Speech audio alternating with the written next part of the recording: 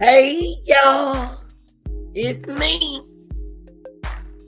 It's your girl, and you already know. Like, share, and subscribe. That's a real deal. How y'all doing out there? I hope everybody doing okay. Yes. I want to get into my content this evening. And there's no way someone would do this to this loving mother and her 2 kids. There's no way. So the dad, the father, the husband, you're going to have to talk the real deal tonight. Yeah. But before I get into it, y'all go ahead and do what you're supposed to do. Thumb me up, baby. And let's keep it real.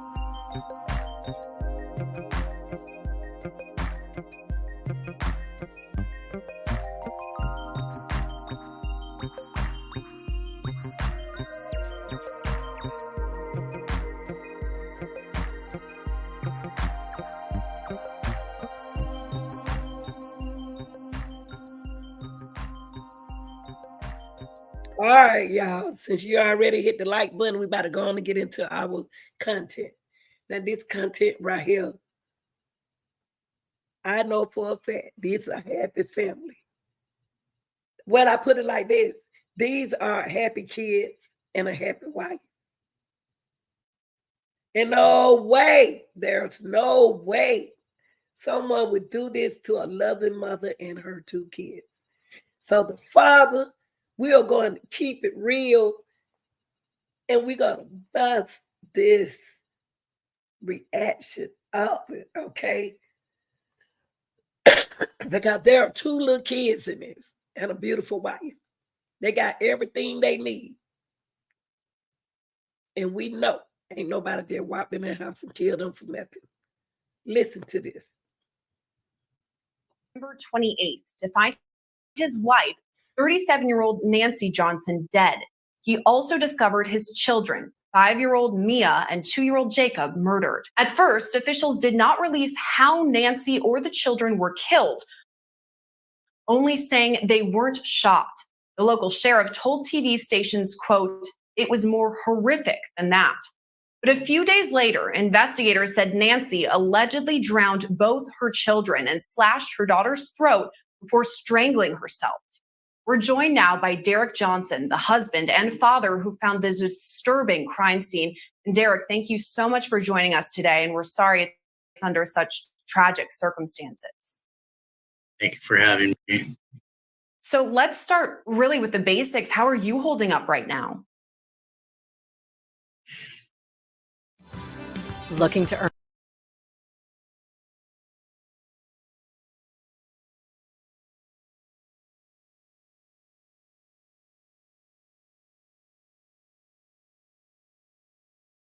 That's a tough question, but I'm doing better than I was the day it happened. I will say that.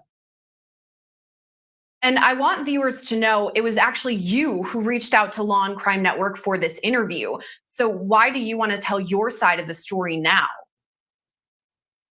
I think there's a lot more to be said that what led up to this. Obviously, it's value. Everyone got the raw facts of what happened. And I think there's a lot more to be learned on the mental health side. And I'm still grappling with it because I never could ever do like this. And even her family's still not believing that she would truly have done something like this. I'm trying to back up and take a look at what went wrong, but it's really hard to see what happened. Yeah. And I mean, I know this is difficult, but can you take me back to last week, walking into that home? What do you remember? So I'll back up just a hair before that. I arrived Wednesday at 4:30 to the house with the RV and was driving from Washington State as ordered by the judge. And that day, the van was in the driveway. All the lights were off. I assumed she had gone somewhere with a friend or something, and she would be dropped off later. I just maintained the house and acted as everything was normal. But when I got up the next day on Thursday, I noticed there was no sounds, there was no movement. All the blinds closed. It was very dark. There was only one light on in the master bedroom, and I had a feeling that I needed to get into the house. And so I ended up drilling out the door lock, French doors in the back. And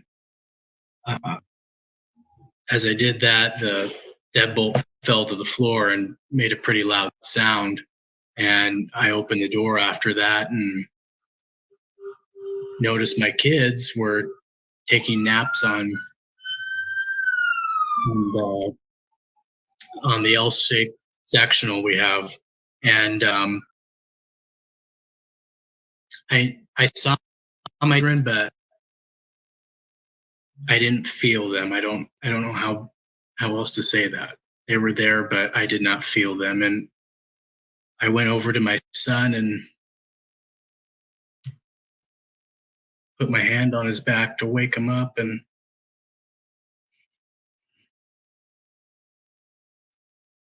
he was just stiff.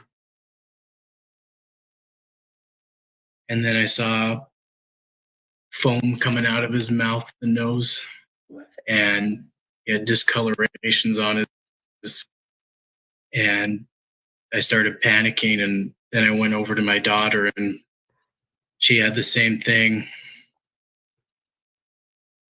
And then I started wondering where their mom was. And immediately I went to the master bathroom. And when I looked in the master bathroom, there was a bathtub full of water and blood. And I couldn't handle processing why that was there, other than that shouldn't be there. And then I proceeded to turn the closets towards the master and saw Nancy in a sitting collapsed position, and there was blood on the floor. And after that, I really don't remember much other than to call 911. And that's all I remember. Yeah, I'm sure it was a very traumatic and intense moment. You were speaking about what led up to that. So if we kind of turn the clock back a bit leading up to this terrible tragedy. So it happened in Alabama, but your family is from Washington State and Utah. So can you kind of explain that background to me? So we originally lived in Washington State, and Native. It's weird. There's something going on right here. He got to go on and tell us.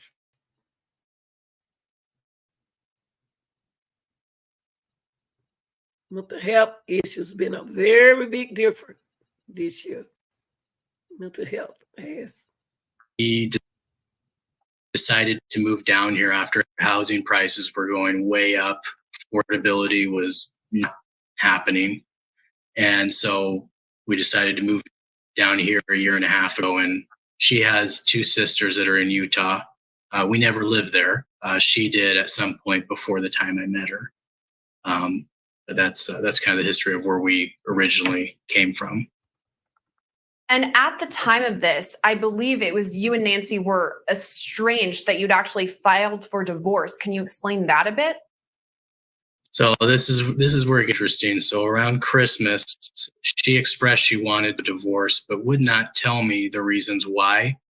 And she struggled to find reasons on the divorce documents to state why she wanted a divorce other than emotional differences. And she started getting irrational with the children around April, saying that I needed to give up all my parental rights. The children were to be in 100% of her custody. I would only see them 2 hours a day when at her convenience. The first initial draft of the divorce that she wrote was completely, I had zero rights, zero anything. And when I left at the end of April, that's when things started getting strange. And I left back to my career at Boeing in Washington State. in order to provide for them the best possible means of living for them and the best possible health care, whatever I can for them, given that that was a really good career I had before. And they would remain here in Alabama in our house. And after that, she started making phone calls to the police and SEMS, had these strange reports that I never got to see. And even the police department thought they were very strange on what she was saying because I was not even in the state anymore. And that's where it all she ended up jumping to a self-help clinic. And she hid there for a while. And that's when the state became involved and started realizing that she was having some sort of mental issues. And this was not a stable environment for the children because she had a perfectly safe house and she was not in there. And I wasn't even in the state. Eventually, I filed for emergency custody because there was something not right going on with her. And the statements she was giving them were not adding up. And so that was granted to me in June. And after that was granted, Nancy, for whatever reason, decided to agree to start some counseling and try to reconcile. And she had refused any sort of counseling, mental help, or anything since we've been together. And so that was a surprise to me. So me as a father, I'm supposed to provide a good, loving environment for them and a safe place to live. And so I would rather work on the relationship other than end it. And she took advantage of my love towards her and was able to cancel the divorce, cancel the emergency order through her persuasion through me. And I was stupid and didn't see what she was doing. And she eventually took the children down to Utah, refused to tell me where they were at. All I know is that they were at her sister's, and I had no info on where that was, and she refused to tell me. I didn't have her sister's contact info. And I hadn't seen them since the day. Life is expensive. Tools don't. Sad. This is so sad. Mental health is serious. Y'all gotta talk to somebody. They disappeared down to Utah around the end of June. I hadn't seen them at all until this last court date on the 20th of September. And that's when the judge ordered me to go up to Washington and grab my RV and come back down in a nesting agreement where we would alternate living in the house and the RV until we had a final permanent court order for our divorce. That's what stood out to me too, that interesting order from the judge that you would kind of rotate living in that RV or camper. Yeah. How long did that go on? It never happened. I arrived Wednesday at 4:30 is when I got on my property, and that never happened. That was the agreement, but I believe she mentally could not comprehend that because she wanted full control of the children and no sort of interaction from me. And I don't know. They had told us that if we did not agree to that, the children immediately to foster care because of her accusations of domestic violence and the protective order she had filed on me. Were there any domestic violence incidents in the house?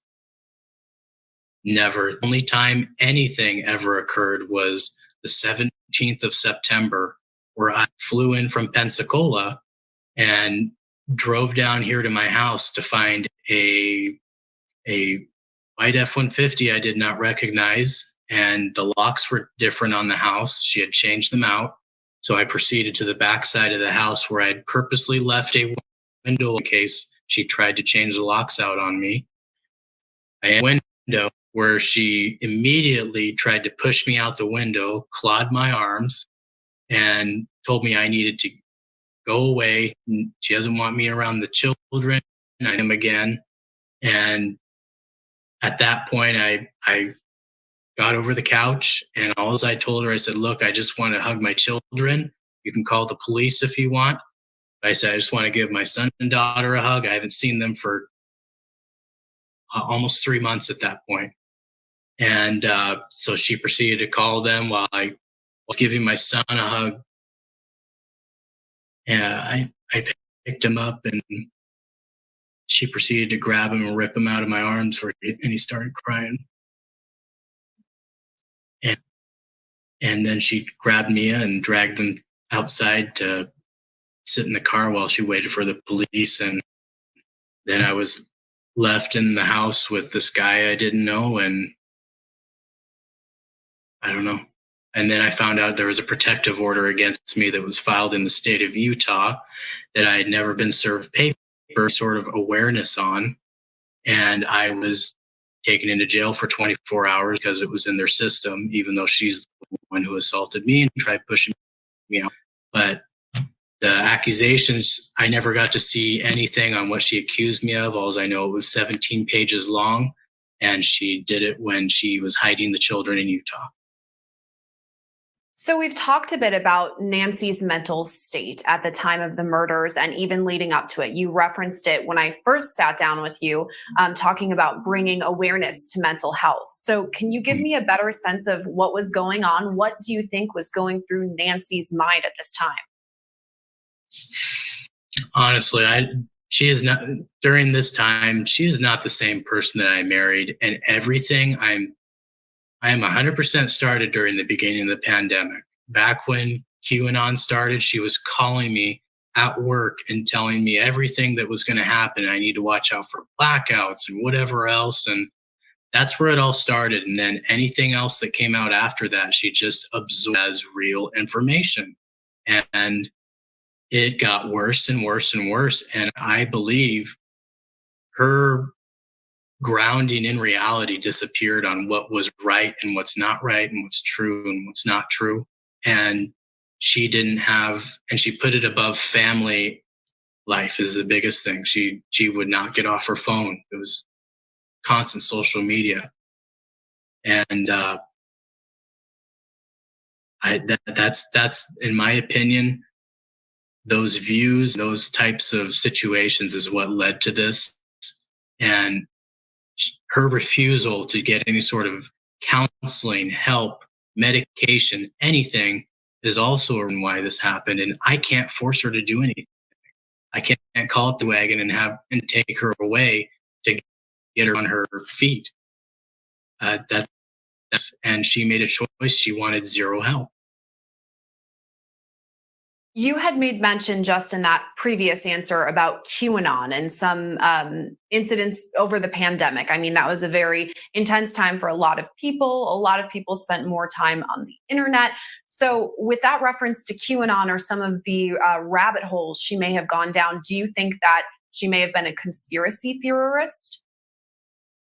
It wasn't that she was a conspiracy theorist. It was that she had an open mind of possibilities of different things happening. And she was always an open, and that's how everyone should be, as open-minded of possibilities of different things that happen in the world. But the problem was she could not process when, let's say, some statement or issue came out that was very wild.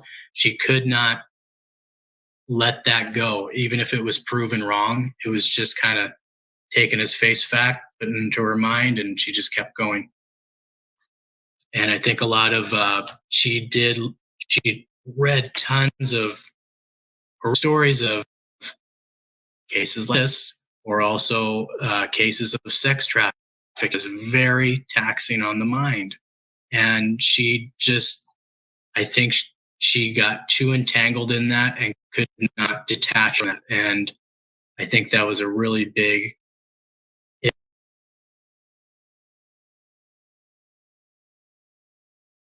Talk about this. See, something happened back in 2020 of the pandemic.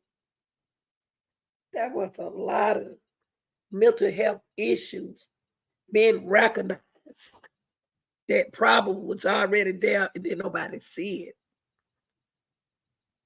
What do y'all think happened? Because that's the beautiful mother got everything she want. He did everything he could for her and the kids.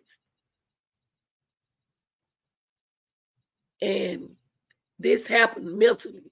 This mother wanted a divorce, then she took it out on the kids. What happened? Mental health was is very important. And I believe during the time of the pandemic, everything was situated where it could be recognized.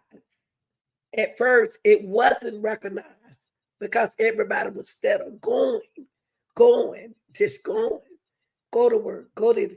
Now it came to a point where everything was standing still, and that brought made mental issues even worse. Y'all tell me what you think in the chat. We're gonna finish hearing this out. Issue that she didn't recognize that she knocked herself away from that, having young children and having a family. And you've made a couple of notes as well about this mental health issue that she may have had, that you said she refused to receive any sort of counseling. Is that something that you were pressing for, either group or family counseling or individual for her?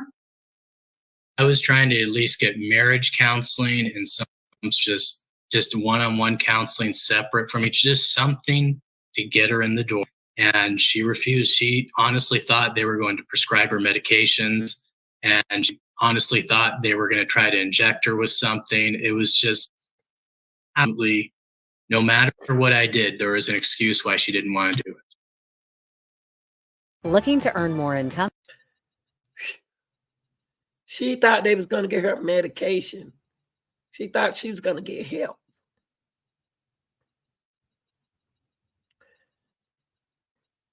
Last week, after this devastating news that you receive, I mean, firsthand going into the crime scene, officials on the scene, mark it off. This has been the scene of a murder.